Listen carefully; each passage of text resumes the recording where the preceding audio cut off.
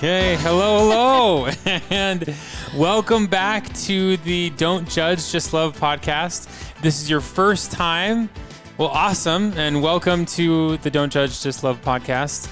It's also our very first episode. Very first full, legit episode. We're so pumped you guys are here. We thought that for our first full episode, we would start with who the heck we are. A little bit about how we met, our marriage, our kids, just all the things. We always get a lot of questions about this, so we thought this would be the perfect opportunity to dive a little deeper into all of that and answer some of those questions that we often get about our family. We decided we would do this in a fun little way. I thought this would be fun. If we kind of did this interview style. So Chase and I are going to take turns asking each other questions about those things I just talked about our background, about who we are, how we met, blah, blah, blah, all the things. And the rule is the rule is the interviewer has the opportunity or is allowed to interject if the interviewee is answering the question in a stupid way. Okay? That's mostly for me in case I'm asking Chase a question and I don't like how he's answering it. Okay, so, that's good. So let's go, Chase. Okay. I'll ask the question first. Chase, how did we meet? Okay, so I'm already anticipating that she's going to interject at some point, but how did we meet? So Shannon and I met through a mutual friend who tried to set us up on a blind date. And he actually said to me, he was like, Chase, I think this girl might be your wife. And I was like, okay, then why aren't you dating her? And it's a fair question. And then he told me, well, I'm dating the girl that I am dating right now, and planning to ask to marry her. And I was like, oh, well, that makes sense then. But he said that she was an awesome girl and that I should really take her out because he knew both of us really well and thought that we would be a good, blind date, I guess. Blind date story. A good match. And boy, did he nail it. Yeah. So he tried to set us up on a blind date, and the first time didn't work. The second time didn't work. And then the next time I saw Shannon, which was like months and months later, it was on. And then, sorry. See, so she's interjecting. She's already anticipating that I'm going to say something that, okay. Obviously. Chase and I were both going to school at BYU. That's where we went to college. That's kind of where this was all happening. And this mutual friend of ours, we all worked at the same place, but it was a place with a lot of employees. So it's called the Missionary Training Center. Chase and I both taught missionaries for our church, the Church of Jesus Christ. So even though we worked at the same place, we had never actually crossed paths. So I had never seen him, met him, but we had this mutual friend in common who was kind of in both of our ears about needing to set us up, like wanting to set us up. We had Facebook at the time, so when we say it's a blind date, you kind of... That makes it sound so old. But it was. No, it was Facebook was around. When Facebook started, and we could kind of Instagram, Facebook stalk each other, and so you knew what the other person looked like, so it wasn't like a completely blind date, right? That's Chase's way of being like, she wasn't a total dumpster fire, so I guess I was willing to try it out. No. Although I went back and looked at my Facebook pictures that he was stalking, I was like, yeah. Beautiful in every single one of them. So no fun. I saw her on campus months later. Yep. And I was going to, at this same college, BYU, they had a testing center. So you didn't just take tests in the classroom. You went to a building that was where you took most of your tests. And so I was like super stressed because it was like a class that was going to get me into the program that I wanted to study for college. And so I was not focused on what was going on around me. Anyways, I bumped into Shannon as she was coming out of the testing center and I was going in, and I recognized her face. I didn't know from where at the moment, but I was like, "Oh my gosh. You know what? We were supposed to go on a blind date together." No. Interjecting again. What? So yeah, we run into each other outside of the testing center, and it was this like, Chase was like a deer in the headlights, because he like stops me and he's like, oh hey, and I'm like, oh hey. I know you from and somewhere. I could tell by the look on his face is like he recognized me, but he couldn't remember where, like you said. And then it's like I can see the wheels turning on his face as he's like talking to me more, and he's like, oh yeah, weren't we supposed to go on a blind date? Is that how we know each other? And I was like, oh my gosh, yeah. And of course, like, I remembered exactly who he was. I knew all the details, but I'm like playing it cool, like, yeah, how do I know you again? He's like, weren't we supposed to go on a blind date? And I was like, oh yeah, I think we were. And then he's like, well, see you later. I don't think I said whelp. I think I was like, oh, well, see you later. See you later. And I was like, yeah, good to see you. Bye. And I walk away thinking, all right, if the dude does not ask you out in that moment, he is not interested. Am I right, ladies? Can I get an amen? Like, it could not have been more perfectly teed up for this man, and he did not ask me out. Now, the hilarious thing is, in hindsight, now that I know Chase, it makes perfect sense. Like, I was so focused. I was in the zone. I was in the flow state. Frazzled with like being nervous for this test, and then running into me, like I think he was just discombobulated. So I missed Didn't that have opportunity. The presence of mind to ask me out in that moment, but Missed I walked that away opportunity. being like, okay, that's not going to be a thing. Months later, I saw her again, and I was not going to make that mistake again. And so I walked up to her and I said, hey, I don't do this very often. I saw you in a computer lab. I was at school again. And I had just finished, it was a group project. And so I walked out, and this girl was standing next to me while I was talking with Shannon. I was like, oh, hey, good to see you again. And so I start striking up a conversation with Shannon, and I was about to ask her out. But this girl that had just finished the group project with was just standing right there next to me. So I couldn't ask her out, I mean, I could have, but I just felt really awkward asking her out right in front of this girl. So anyways, I walk away with this girl, and then I walk back like a minute or 30 seconds later, and I was like, hey, look, I never do this. Which I don't. Like, this wasn't a line. Yeah. I said, I never do this. I'm sure. I never do this. Are you dating anyone? And she's like, no. And then I was like, would you let me take you out? And she said, sure. And then the rest is history. No, it was funny because, yeah, that is how it went down. But he leaves with his colleague, whatever, the girl in his class. And then 5 minutes later or something, I was in a computer lab, and there was this row of windows at the top of the lab. And 5 minutes later, I see the top of his little head bobbing along these windows, and I'm like, and I could see him coming back to the computer lab, and I was like, oh, that's weird. Did he forget something? And then he walks straight over, manned up, and did the dang thing, and it was a good moment.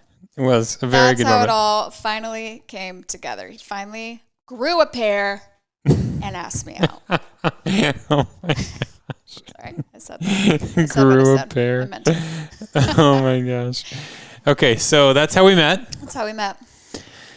So let's talk a little bit, Shannon. Why don't you answer the question? How long? To ask, Chase. How long did we date before we got engaged and married? Okay, so once Chase finally got the balls to ask me out, we went on our first date. We went roller skating, which would have been cute if I wasn't the world's worst roller skater. And of course, Chase was really good at it. It all made sense. Breaks the touch barrier, we're holding hands because she was a little bit unstable. Roller skating backwards, doing pirouettes and stuff. Who knows how to? Wasn't doing pirouettes, just triple axel. Triple axel on the roller skates. But he was weirdly good at roller skating, and I'm out there sweating, just trying so hard to not fall flat on my bum, and hating everything, and trying not to be a brat about this date. But that was our first date. And we went on I don't know. I don't know how many dates afterward. Long story short, Chase and I dated for a month and a half? Yeah. A month and a half before we got engaged. Our first date was the very end of July. And then we got engaged right before Halloween. So August, September. No, so it was longer than that. 2.5 months. October. It was 3 months. Oh my gosh, that makes me feel so much better. Oh my gosh. Chase had me convinced. We were like reviewing some of this in prep for this podcast. And he was like, yeah, it was like a month and a half that we dated. And I was like, oh my gosh, are we that insane? Did we do that?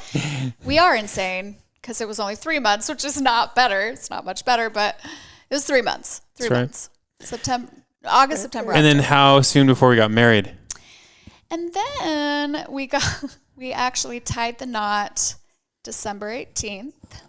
So we got engaged right before Halloween, very end of October, and we got married on December 18th, 2010. So yeah. It's pretty quick. So we are actually insane. And I was just curious. So I did a little Google search as we were prepping for this. And this was a survey of how long people date before they get married. And here's what they found, that 12% of people dated less than a year before they got married. Holla! 36% dated for 1 to 3 years. Where 12% at? And then 51% waited for over 3 years before they got married from when they started dating. So what is that? 87%. So where's 12%, top 12%. Where's the rest of the percentage? I guess there's one more percent. The 12 and the 36. Yeah, anyways. So there's a 0.5% in there, probably in some of those numbers. But yeah, top 12%. And I wonder how many of those, that was just within a year, and we were 5 months. So, but we knew each other longer than that, right? I think we'd met a year before that. We had met before that. That has its own long story. I won't tell that. We'll share on a different episode. Yeah. But it all worked out for Chase. I mean, it did. And it all worked out for Shannon too. No, it did. All's well that ends well, right? I don't know that I would. We always joke that if our children try to pull a stunt like that, we will put the hard pass on that. But it worked for us. It did. Here we are. Okay. So my turn for a question. Chase, how long did we wait then after we were married to have kids? So we waited, I think it was 3 years, 3.5 years. We waited 3 years to start trying to have kids. This is hilarious because I distinctly remember we'd been married for about 6 months. Chase walks in and he's like, so what do you think about, like, should we start maybe trying to have, think about trying to get pregnant? And I was like, are you for real, dude? I was like, hell no. It's way too soon. So then pendulum swung to the other side, waited a full 3 years. But we had Jack. Our oldest son is Jack. He was 8. Had him when I was 29. Don't know why I'm telling you my age, because you don't need to know that. And do I want you to know that? But here we are. Now you know. And then Jack, after Jack, there was Charlie. Then we had Charlie. 2 years later. Baby number 2. Yep. I had it in my head that, like, every 2 years, I was just going to, once we got going, I was like, all right, I'm just going to pop these suckers out. Like, let's do this. So every 2 years, the plan was to have a baby. So we had Charlie right on that schedule, 2 years. And I guess now we get into the story of how the girls got their diagnosis. Yeah. Did you say Ava? Oh, no, I didn't. So we have another child, Ava, who's 4, who's 2 years younger than Charlie. Then we had Ava. And then we're also currently going through the IVF process to try to have more kids. That was a lot of info. That was. We dumped right there. Yes. And we'll talk more about that in a future episode as well. Yep. But let's talk about the story about Charlotte. So when did we start to know something was different with Charlotte? So Charlotte, we call her Charlie. Charlie was about 4 months old, I want to say, when we started to realize like, ooh, something might be going on here. I remember we took her to a routine doctor's check at 4 months, like her 4 month checkup, and she had lost weight, which was obviously super concerning. We got admitted at that time. They thought it was maybe just a food allergy thing, that I was losing my milk. We tried a bunch of different hypoallergenic formulas. And then still problems. And what kind of the impetus for us realizing that it was something deeper was that as a result of her losing weight and being admitted and all of that, we had started meeting with a speech and swallow therapist who was helping us with the feedings, and figuring out the feeding situation. And I had mentioned to her that that we had started noticing this odd behavior from Charlie that almost looked like a startle reflex, but not quite. It was just this weird sort of spasm is what it looked like. All the limbs like kind of sticking out like Yeah, this. she would kind of do this like jolty Eyes would roll back. thing. Her eyes would deviate. And it happened in a cluster, like she'd do it several times consecutively. And these clusters would happen, a few times a day, and it was often right after she would wake up from a nap. And I mentioned this to her, and the speech therapist, swallow therapist was like, I don't want to scare you, but just want to put this on your radar. What you're describing kind of sounds like what a seizure can look like in really small kiddos. So don't want to freak you out, but just like keep an eye on it. Anyway, it did freak us out. We went home and did all this Googling, all this research, and came to find out that what Charlie was having was called infantile spasms, which is exactly what it sounds like. It's a spasm that happens in infants, but it's a seizure. It's a type of seizure that happens in infants.